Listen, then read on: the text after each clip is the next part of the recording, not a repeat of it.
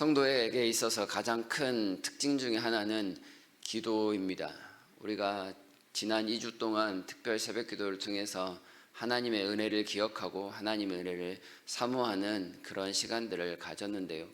그렇게 기도하는 이유가 무엇입니까? 사람의 힘과 능력으로 안 되는 그 모든 일에 있어서 기도하면 그 일도 능히 감당할 수 있는 힘을 주십니다. 혼자서는 감당하기 어려운 일에 하나님 앞에 나아가면 함께 감당할 수 있는 사람들을 붙여주시기도 하시죠.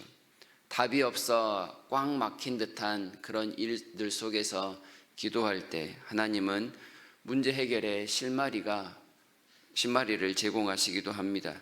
심지어 정말로 불가능하다라고 여기는 포기할 법한 일 앞에서도 하나님의 능력을 구하면 그것이 놀랍게 이루어지는 기적을 체험하기도 합니다. 이는 기도를 들으시는 이가 살아계시기 때문입니다. 우리의 기도를 들으시는 분이 엄청난 능력을 가지고 계시기에 가능한 일이지요. 그리고 우리에게 있어서 너무나도 많은 세밀함을 나타내 주시기도 합니다. 구하지 않는 것까지 미리 아시고 우리의 필요를 채우시는 분입니다. 무엇보다도 중요한 사실은 우리의 기도를 들으신 이가 우리의 아버지가 되시기 때문에 그렇습니다. 사랑하는 자녀를 위해서 아낌없이 자기의 모든 것을 내어주시는 아버지가 우리의 기도를 듣고 응답하십니다. 오늘부터 살피게 될 이 느헤미야는 기도의 사람이었습니다. 한편으로 그는 그 당시 최강대국이었던 바사 제국 안에서 나름 성공한 인물이었습니다. 그러나 그에게는 자기의 고향 예루살렘에 대한 마음이 늘 있었던 모양입니다. 그는 예루살렘을 한 번도 가본 적이 없었던 사람입니다. 약 1000km 정도 물리적으로 떨어져 있는 그 예루살렘에 대한 소식을 어느 날 접한 후에 느헤미야는 안타까운 마음으로 하나님 앞에 부르짖기 시작합니다. 성벽은 허물어지고 성문은 불탔고 그곳에 있는 사람들이 능욕과 환난 가운데 있다더라 라는 소식을 듣고서 이는 마치 내일이구나 라는 마음으로 하나님 앞에 기도했던 느헤미야의 모습입니다. 결과적으로 이 느헤미야의 기도, 한 지도자의 기도가 무너진 성벽을 세우고 무너진 공동체를 세우는 아주 놀라운 기적을 나타내고야 말았습니다. 하나님 앞에 은혜를 구했던 진심 어린 기도가 이스라엘 사람들에게 회복의 불씨가 되어 그들이 하나님 앞에 다시금 서게 되는 그 은혜가 있었다라는 뜻입니다. 느헤미야의 기도는 철저히 하나님의 언약과 긍휼하심에만 초점을 맞춘 기도였습니다. 5절을 보시면 하늘의 하나님 여호와여 크고 두려우신 하나님이여 주를 사랑하고 주의 계명을 지키는 자에게 언약을 지키시며 긍휼을 베푸시는 주여 간구합니다. 바꿔 말했을 때 이 말씀은 느헤미야는 무너진 예루살렘의 회복을 구할 수 있는 유일한 방법은 하나님의 언약과 하나님의 긍휼하심 외에는 없습니다 라고 느꼈던 겁니다.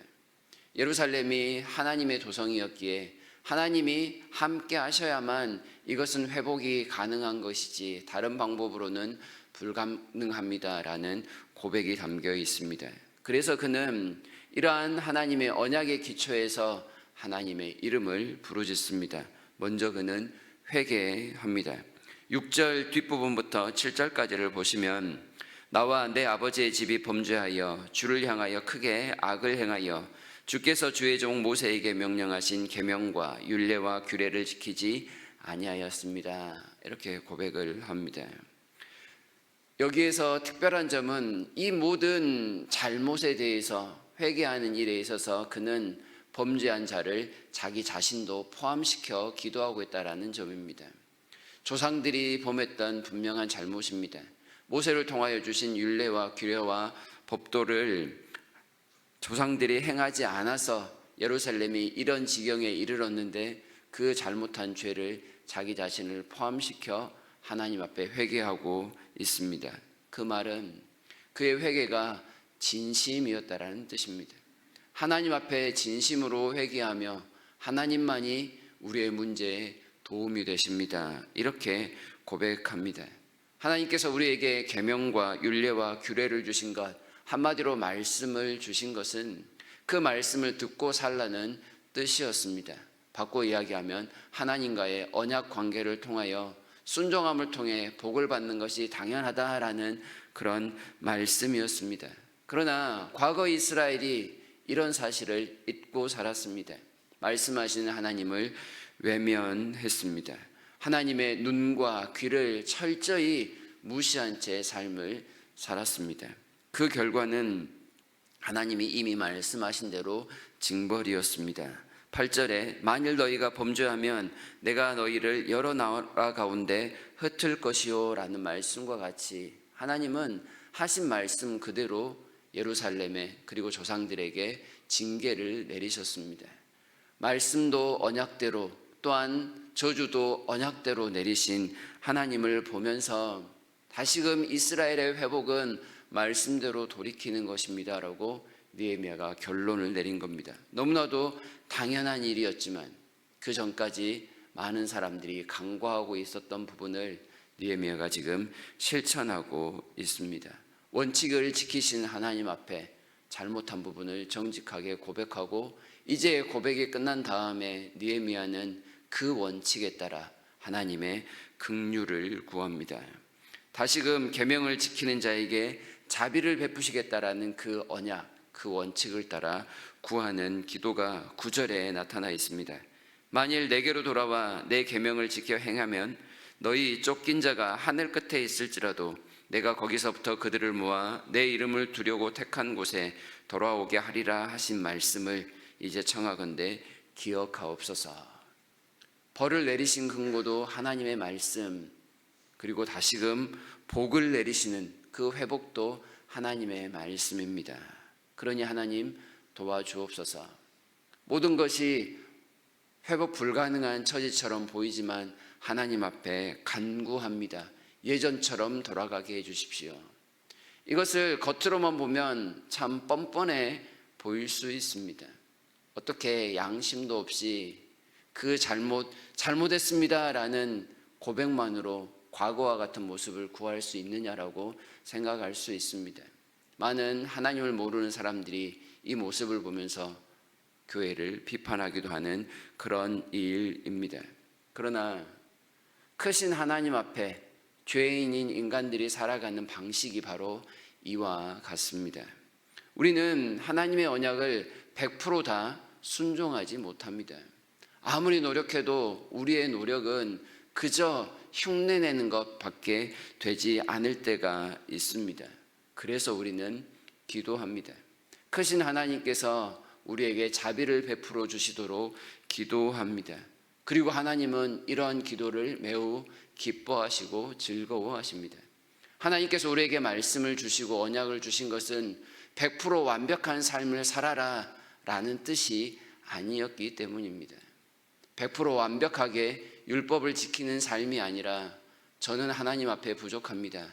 그러니 하나님 항상 저희를 도와주십시오 라는 마음가짐, 곧 겸손함을 위해서 주신 뜻이었기 때문에 그렇습니다. 하나님의 긍휼 없이는 살아갈 수 없음을 언약을 통해서 기억하고 항상 그 하나님을 구할 때 성도가 성도답게 살아갈 수 있음을 확인할 수 있는 것입니다. 하나님을 떠나서는 결코 살아갈 수 없음을 깨달은 느헤미야, 그래서 뻔뻔해 보이지만 너무나도 담대하게 다시금 하나님 앞에 요청합니다. 회복시켜 주십시오라고 말입니다. 그리고 한 번 더 하나님께 마치 각인시키는 듯한 발언을 합니다. 10절에 이들은 주께서 일찍이 큰 권능과 강한 손으로 구속하신 주의 종들이요 주의 백성들입니다. 이스라엘의 정체성이 하나님 아닙니까? 하나님이 우리를 불러 세우셔서 이 자리에 있게 하신 것 아닙니까? 하나님이 우리를 먼저 사랑하셔서 우리에게 기도하라고 특권을 주신 것 아닙니까? 우리의 형편이 어떠하든지 다시금 하나님의 얼굴을 구하오니 우리에게 예전과 같은 그 은혜를 허락해 주십시오라고 기도하고 있는 겁니다. 하나님의 자녀들만이 할 수 있는 담대한 믿음입니다. 뻔뻔함이 아니라 하나님을 아버지로 모시고 있는 사람들만이 할 수 있는 믿음의 특권입니다. 자복하며 아버지의 품을 찾는 자녀를 배척할 아버지가 과연 어디에 계시겠습니까? 우리 하늘 아버지가 그런 분이십니다. 그런 분께서 우리에게 기도하라고, 또한 기도를 즐거워한다라고 말씀하고 계십니다. 계명과 율례와 규례, 곧 말씀을 주신 하나님, 우리의 기도를 듣기 즐거워하시는 하나님입니다. 이 새벽에 기도하기 위해 모이신 줄 압니다. 그 하나님의 얼굴을 구하며 하나님 앞에 나아가면 좋겠습니다. 어떤 문제, 어떤 형편이든지 그건 중요하지 않습니다. 우리가 하나님의 얼굴을 구할 때 하나님은 다시금 우리에게 자비를 베푸시는 아버지시라는 사실만이 중요할 뿐입니다. 하나님 앞에 간구할 때 하나님은 큰 권능과 강한 손으로 우리를 붙드셔 형통케 하실 것입니다. 느헤미야의 이 기도와 그 마음으로 이 아침에 간구할 수 있는 시간이 되었으면 좋겠고, 과연 간구함을 통하여 하늘의 복을 마음껏 누리시는 우리 모두가 되시기를 진심으로 바랍니다. 찬송가 370장 찬송하겠습니다.